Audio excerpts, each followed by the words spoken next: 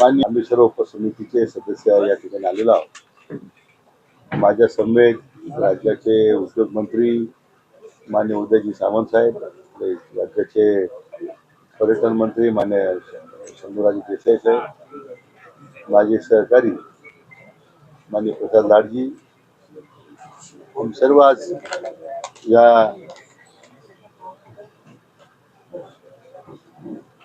चर्चेमध्ये विविध उपस्थित केलेले मुद्दे या संदर्भात चर्चा केली. यापूर्वी वेळोवेळी मान्य जरंगे पाटलांनी केलेले उपस्थित केलेले मुद्दे होते.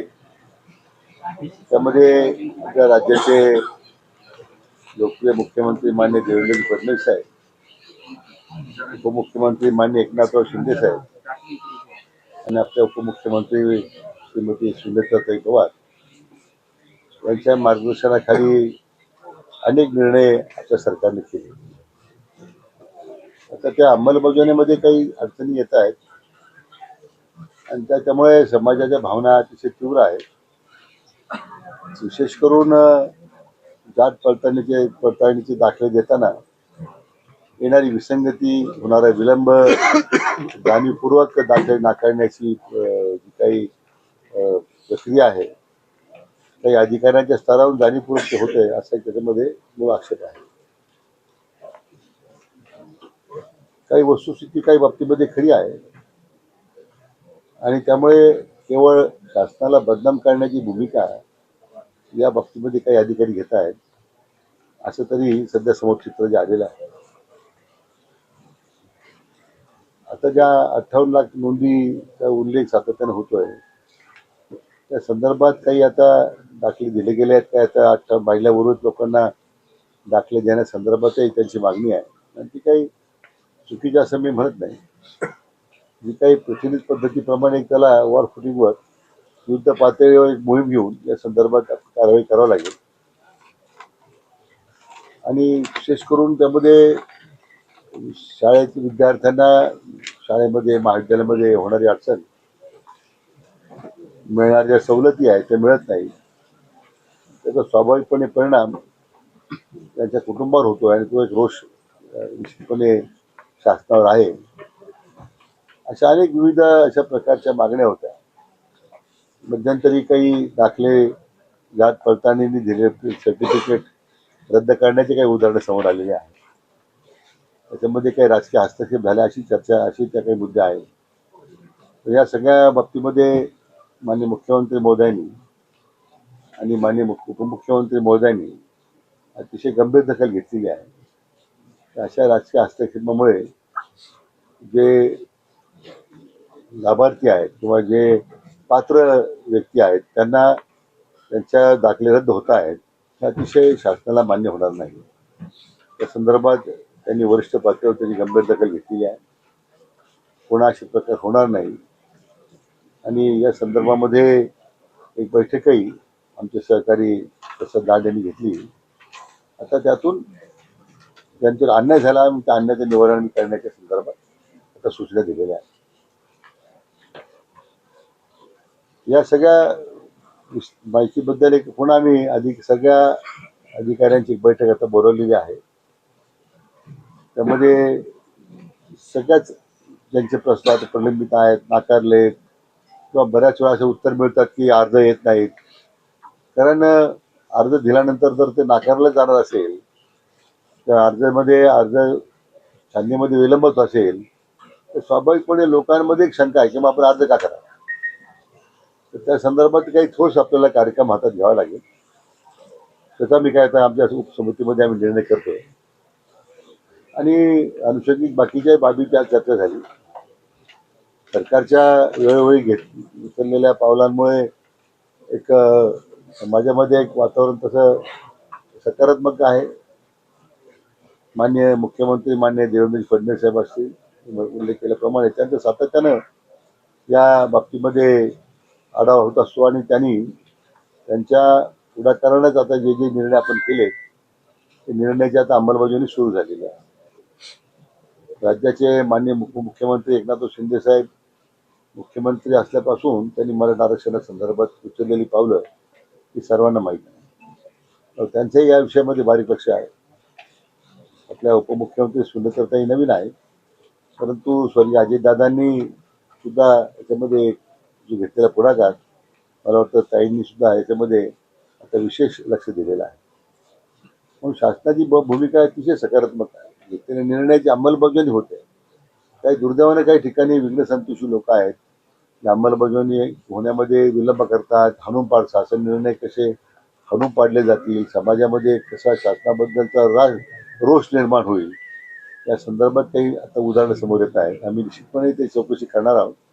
परंतु लगेचच 1-2-3 दिवसामध्ये आम्ही सगळ्या वरिष्ठ अधिकाऱ्यांची बैठक घेऊन जे आता मुद्दे उपस्थित केलेले आहेत, विशेष करून अंमलबजावणीमध्ये होणाऱ्या ज्या त्रुटी आहेत, अडचणी आहेत, त्यामध्ये उपस्थित केलेले ज्या सातत्यानं जाणीवपूर्वक दाखले देण्यामध्ये होणारी टाळाटाळ, या संदर्भात एक ठोस निर्णय आम्ही आता करणार आहोत.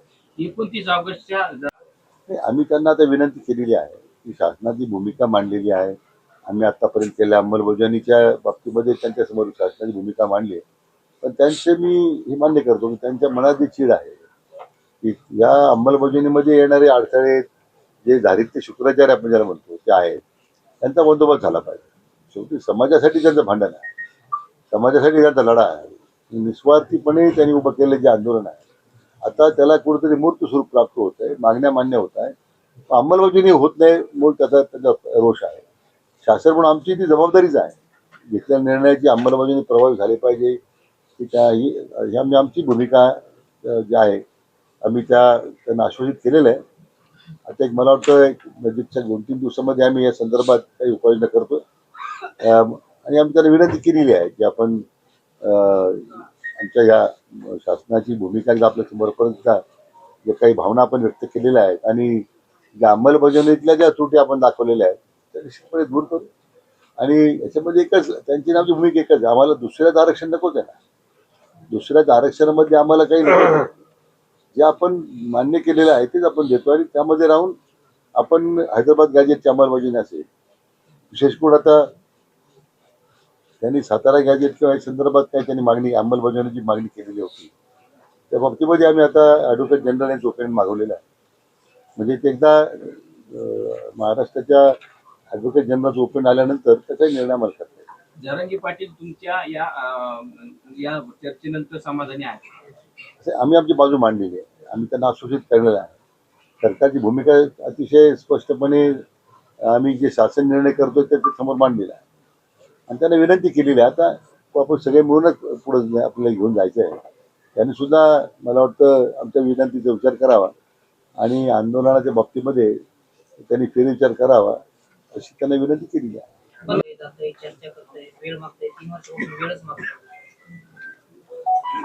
शासनाची भूमिका जी वेळोवेळी करावी लागते ती आपण केलेली आहे. अनेक निर्णय आपण केलेले आहेत. आता मी मान्य करतो की काही निर्णय अंमलबजावणीमध्ये काय त्रुटी राहिल्या असतील, काही विलंब झाला असेल, त्यांची भूमिका अतिशय स्पष्ट आहे. शेवटी मला समाजापुरतं समाजासाठी ते काम करतात, आमची तीच भूमिका आहे. पण शासन स्तरावर ज्यावेळी अशा काही अडचणी येतात आणि त्याच्यामुळं अंमलबजावणी होत नाही म्हणून त्यांचा जो रोष आहे तो आम्ही मान्यच करतो की त्यांची भूमिका योग्यच आहे. पण त्याच्यावर आता काय आपल्याला तोडगा काढता येईल किंवा अंमलबजावणी कशी वेगाने करता येईल या दृष्टीने मी आता आम्ही कार्यवाही करणार आहोत. कुणबी आकडे जी 58 लाख नोंदीची आकडेवारी शिंदे समितीने उपलब्ध केली त्या संदर्भात आम्ही सगळ्या आकडेवारी देतो आता.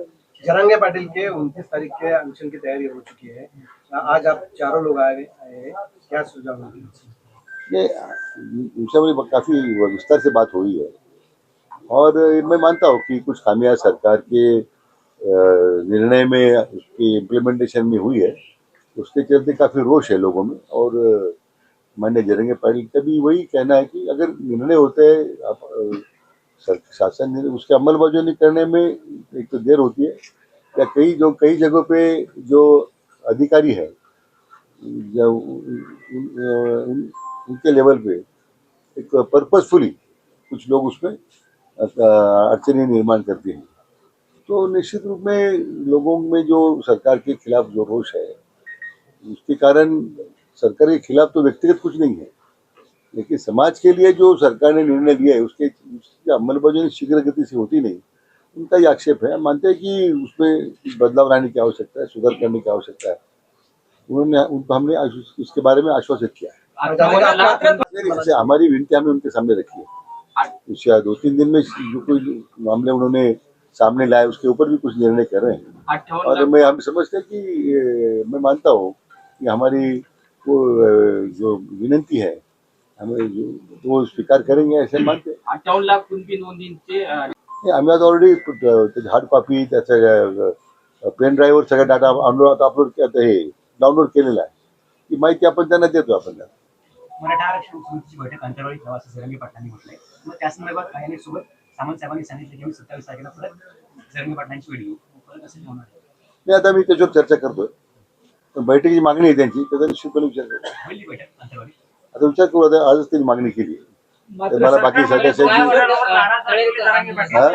सरकार म्हणले 2 मंत्र्यांवर जरांगे पाटील नाराज आहे. त्याच्याबद्दल तुम्ही म्हणता शिंदे साहेबांनी देवेंद्र फडणवीस साहेबांना माहिती नाही, त्याच्याबद्दल काय सांगाल? असं आहे की व्यक्तिगत पातळीवर कधी कधी आता मंत्री आम्ही काम करतो, आमच्या अधिकाऱ्यांना मी काही निर्णय करत असतो, त्याच्यामध्ये काही विसंगती आली असेल, काही त्रुटी राहिल्या असतील, त्यामुळे काही अडचणी आल्या असतील, काही रोष निर्माण झाला असेल, तर निश्चितपणे राज्याचे प्रमुख म्हणून मुख्यमंत्री त्यात लक्ष घालतील, राज्याचे प्रमुख म्हणून उपमुख्यमंत्री शिंदे साहेब लक्ष घालतील. त्यामुळे मला वाटतं की ज्या काही भावना दुखावल्या गेलेल्या आहेत त्याचा निश्चितपणे विचार वरच्या वरिष्ठ पातळीवर होईल असा मी त्यांना आश्वासित केलेलं आहे. हैदराबाद गॅजेटनुसार किती प्रमाणपत्र मराठवाड्यामध्ये वितरित झाले? मला वाटतं सगळी माहिती दिलेली आहे आपण त्यांना सगळी. आणखी तुम्हाला पाहिजे मी स्वतंत्र त्यामुळे प्रश्न काढून घेऊ, पण काम बऱ्यापैकी सुरू आहे. साधारण दोन्ही आणि उलट लिपी वाचण्यामध्ये लोकांच्या अडचणी होत्या. मी कायमस्वरूपी लिपी वाचक नेमलेले आहे की त्यामुळे शासन स्तरावर महसूल विभागाला कुठे अडचणी येऊ नये. मला वाटतं काम सुरू आहे, परंतु त्याला अधिक गती देण्याची आवश्यकता आहे.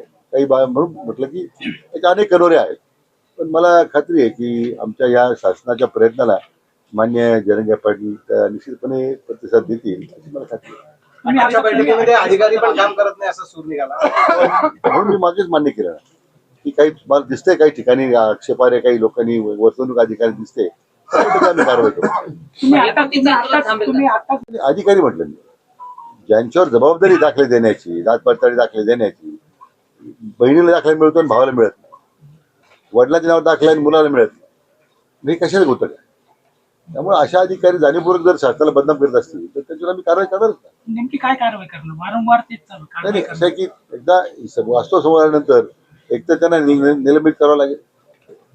त्यांच्या सेवा नियमामध्ये त्यांचे जे नियम आहेत त्याप्रमाणे काही कार्यवाही होईल, पण हे प्रकार गंभीर आहे याची आम्ही निश्चितपणे दखल घेतली आहे. आणि मला आपल्या माध्यमातून त्या आम्ही कोणत्या अधिकाऱ्याच्या विरोधात नाही, व्यवस्था जी निर्माण केली शासनानं ते व्यवस्थित राहून काम करायचं असतं. तर माझी आपल्या निमित्तानं सगळ्यांना विनंती अधिकाऱ्यांना सुद्धा, क्षेत्रीय अधिकाऱ्यांना, आपण आपल्या दिलेल्या दायऱ्यामध्ये राहा, काम करा, नियमानं जे काही दाखले देऊ शकतो ते करा, समाजाची हेळसांड होऊ देऊ नका.